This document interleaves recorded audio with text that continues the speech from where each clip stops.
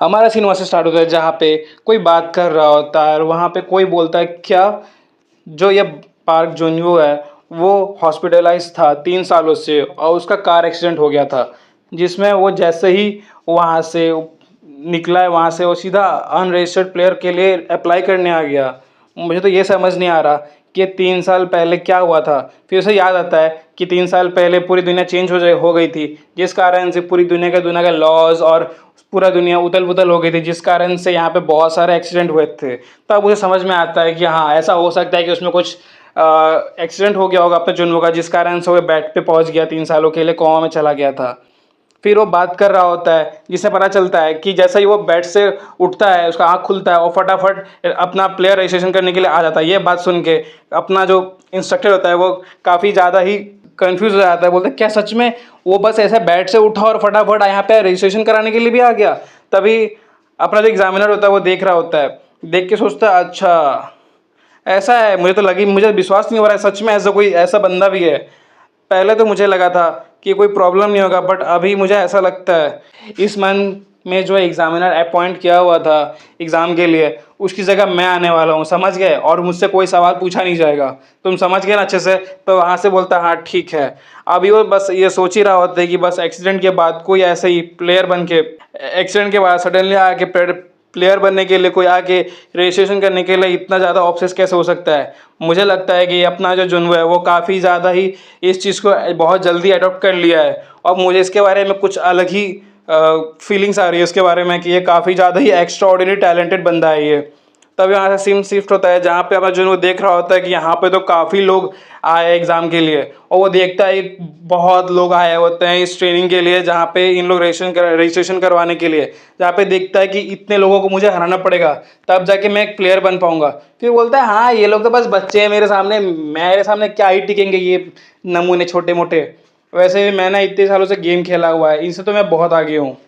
तब ये सब सोच रहा होता है और यहाँ पे तभी कोई बोलता है कि चलो अब स्टार्ट करते हैं। तभी अपना एग्जामिनर सामने आ जाता है और जुनू देख के थोड़ा शौक होता है, तो ये बोलता है मेरा नाम पार्क चौन सेओक है और मैं इस हेडक्वार्टर का एग्जामिनर हूँ, और इस बार का जो प्री राइटिंग एग्ज़ाम है वो आपको देना पड़ेगा।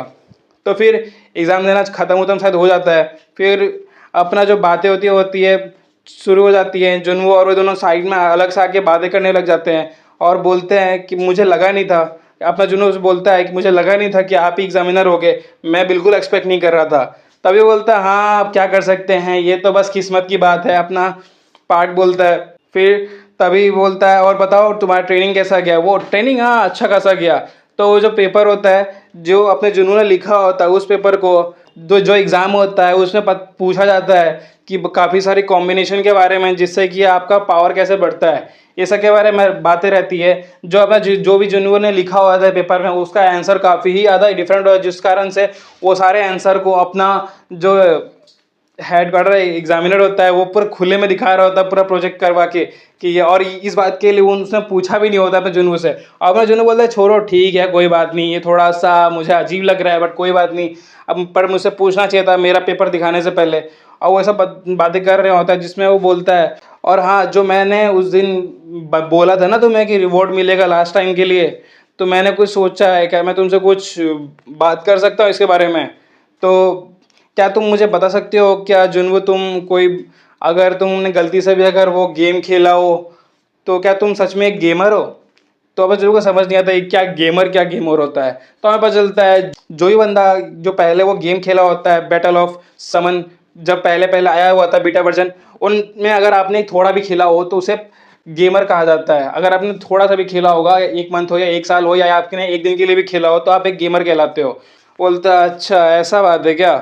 हाँ तभी तो मैं सोचूं कि तुम्हें इतना लिए पता कैसे चल गया वो जो समन है उसके पास बफ का पावर ऐसा यूज़ कर रहा है। मुझे पहले लगा नहीं था, तब मुझे डाउट हुआ कहीं तुम पहले से खेले हुए होगे एक गेम उसी लिए, तभी मुझे ऐसा लगा। तो तुमने कितने सालों तक खेला है, मतलब कितना टाइम तक खेला हुआ है गेम। तभी वो जोनू बता रहा सोच रहा होता है कि ऐसे ये गेम तो कोई खेलता नहीं था, पहले ही गेम बहुत मरा हुआ था, ऐसे बहुत कम लोग खेलते थे। अब मैं इसे ये तो बता नहीं सकता कि मैं अब 10 सालों तक खेला था। तो जोनू बस बोल रहा होता है यार करके बोलता है बस। तो वो सुनता है बस, खाली यार सुन के ही भाई बंदा पूरा खुश हो जाता है, बोलता है क्या बात कर रहे हो, क्या बोल क्या रहे हो तुमने, 1 साल तक खेला है तुमने, ये बन के अब जो बोलता है क्या ये कोई प्रॉब्लम वाली बात है, मुझे नहीं खेलनी चाहिए थी कि। तो ये बोलता है नहीं नहीं ऐसी बात नहीं है, वो गेम बहुत ही मरा हुआ था, तो कोई एक बंदा ही बहुत मुझे से खेलता था और तुमने 1 सालों तक खेला है। तब यहाँ पे जुनून सोचता है दिमाग के अंदर कि नहीं भाई मैंने 1 साल नहीं, मैंने बहुत खेला और मैं कितना मरा हूँ तुम सोच नहीं सकते, मैं कितना मुश्किल से उस गेम को खेला हूँ और मैंने कैसे झेला है, अब तुम्हें मैं ये तो बता नहीं सकता। चलो अच्छी बात है, तभी वो अपना जो एग्जामिनर तो बोलता है चलो अच्छी बात है, ये बहुत ही अच्छी बात है, सुन के मुझे अच्छा लगा। क्योंकि जितने भी अभी के जो रैंकर्स है अपने कोरिया कोरिया में, वो सारे के सारे आधे साल के लिए खेले हैं तो वो रैंकर बन चुके हैं, और तुमने जो पूरा 1 साल खेला है तुम्हारा तो लेवल ही अलग है। और मैं तुम्हारे लिए 2 रिवॉर्ड्स प्रिपेयर किए, तुम बताना तुम्हें कौन सा सही लगता है। तुम्हें पहला अथॉरिटी ये मिलेगा कि तुम्हें ज़्यादा एग्ज़ाम बिना दिए ही तुम्हें पास करवा दिया जाएगा, कि तुम सीधे के सीधे फ्री पास मिलेगा, तुम्हें ज़्यादा कोई एग्ज़ाम देने की ज़रूरत नहीं है। और तुम्हें साथ ही साथ रोज़गार भी मिलेगा, कि तुम्हें एक अच्छा सा पोस्ट अपने हेडक्वार्टर में काम करने के लिए मिलेगा। और तुम्हारा दूसरा ऑप्शन ये है कि तुम्हें 5 मिलियन वॉन कैश मिलेगा। अपना एग्जामिनर सोच रहा होता है इस दोनों में कोई गधा तो होगा नहीं जो सेकंड ऑप्शन चूज करेगा, और मुझे जहाँ तक लगता है ऐसा सोच ही रहा होता तभी बोलता है कि मैं पैसे लूँगा। और ये सुन के तो भाई अपना एग्जामिनर का तो पूरा मुंह ही बन जाता है। तभी अपना एग्जामिनर बोलता है तुम ऐसा ये क्यों चूज़ कर रहे हो, तुम्हें तो इतना अच्छा मौका मिल रहा है, तुम्हें बिना कुछ किए ही तुम्हें रजिस्ट्रेशन करने का मौका मिल रहा है, ऊपर से फिर तुम्हें इतना कुछ मिल भी रहा है, तुम्हें इतना अच्छा ओहदा मिल रहा है। तो फिर अपना बोलता है मुझे कोई फ़र्क नहीं पड़ता, मैं बस मुझे पैसे से मतलब है। और और जहाँ बात एग्ज़ाम का, अब वो मैं खुद से हैंडल कर लूँगा, मुझे किसी की ज़रूरत नहीं है। और मेरा कोई इंटेंशन नहीं है यहाँ पे कोई जॉब करने का, ऐसे भी मैंने बहुत टाइम वेस्ट कर दिया यहाँ पे सामान वामान बुलाने में, और मेरे पास इतना टाइम नहीं है कि मैं फालतू में ये खाली ये तुम्हारा छोटा मोटा जॉब करने के लिए मैं रुक जाऊँ। ऐसा बोल के अपना जुनू आगे बढ़ जाता है। तभी हमारा सीन शिफ्ट होता है प्लेयर जोन की तरफ, जहाँ पे एक पोर्टल खुलता है, वहाँ पे बोला जाता है एप्लीकेंट जुनू को बुलाया जाता है। फिर अपना जुनू बोलता है हाँ मैं आ चुका हूँ। तभी बोलता है आपको तो पता है ना अभी आपका प्रैक्टिकल होने वाला है, तो आपको ये डंजन क्लियर करना पड़ेगा। जिस डंजन आप एंटर करने वाले हो ये ट्विस्टेड डंजन है, और इस डंजन का जो फॉर्मेट है वो टाइम अटैक है, तो आपको जितना हो सके उतना जल्दी आपको कंप्लीट करना पड़ेगा। तो आप समझ रहे हो।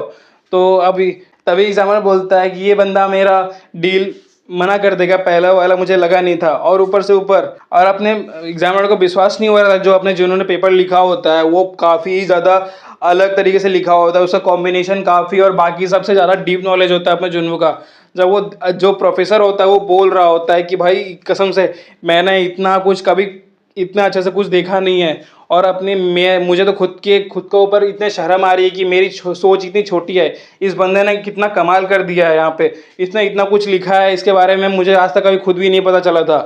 और तभी बता रहा होता कि अगर जिसने भी ये पेपर लिखा है ये पक्का कोरियन का बहुत ही टैलेंटेड प्लेयर होगा, इस कोरिया में इससे ज़्यादा टैलेंट कोई नहीं होगा, हो सके तो ये बहुत बड़ा आगे चल के रैंकर ही बन सकता है। तभी अपना एग्जामिनर सोच रहा होता है ये जो एग्जामिनर है काफ़ी ज़्यादा एरोगेंट है, जो किसी का तारीफ नहीं करता, आज पहली बार किसी का तारीफ कर रहा है, तो मुझे अब समझ में आ रहा है। तभी यहाँ से सीन शिफ्ट होता है जहाँ पे अपना जो पोर्टल में एंटर करने वाला होता है, बोलते चलो चलते हैं। तभी वो अपने समन के साथ एंटर हो जाता है वहाँ पे डंजन में। तभी उसके बाद एक तभी अपने जुनू के पास स्क्रीन आता है जो बोला जाता है कि आपने एक रूम में एंटर कर लिया जहाँ पे बहुत ही हाईली टॉक्सिक स्लाइम्स है, तो आपको इन सबको हरा के आपको जल्दी से जल्दी आगे बढ़ना है। तो अपने रामबा होता है फटाफट अपना स्टिक हिलाना चालू करता है, और जो पावर होता है उसके अंदर का बफ होता है वो उस गोरिल्ला के अंदर आ जाता है। और तभी हमें बताया जाता है कि ये डंजन एक मेज डंजन है जो ट्यूसडे को होता है, और इसके अंदर बताया रहता है कि आपको कैसे भी करके फटाफट आपको जो मेन जगह है वहाँ पे जाना पड़ेगा और बॉस को हराना पड़ेगा। और उससे पहले अगर आपने खाली ये टाइम वेस्ट कर दिया यहाँ पे आपको भूल भुलैया खोजने में, और अगर आप ज़्यादा टाइम वेस्ट करोगे तो आपको कुछ फ़ायदा होगा नहीं। तो आपको जितना जल्दी हो सके भूल भुलैया से निकलना और यहाँ से फटाफट आपको बॉस के पास जाना उसको हराने के लिए। तो आपने जो पता सबसे आपका अच्छा ऑप्शन यही है कि ये जितने भी स्लाइम्स होते हैं काफ़ी स्लो होते हैं, आपको फटाफट फास्ट भागना और फटाफट बॉस के पास पहुंच जाना है। और अपना जुनू बोल रहा होता है जो ये रास्ता है मैं बचपन में इतना बार मैं खेल चुका, अगर मैं ज़िंदगी में कहीं मर भी जाऊंगा तो मैं ये रास्ता में आराम से गुजर सकता हूँ, मुझे इतना अच्छे से पता है रास्ता, क्योंकि आपने जुनू ने काफ़ी ज़्यादा ही गेम खेला हुआ होता है इस गेम को। तो जब फिर अब जुनू से बोलता है कि चलो उस साइड से वहाँ से शॉर्टकट है, यहाँ से ये है, फिर बोल के फटाफट वो अपने मेन जगह पहुँच जाता है, बोलता है आखिरकार मैं तुमसे मिल गया। तो अभी हमारा इंट्रोड्यूस होता है हमारा ये जाइंट स्लाइम, जो अभी जिससे अपनी जुनू को फाइट होने वाली है। और that's all for today guys, bye.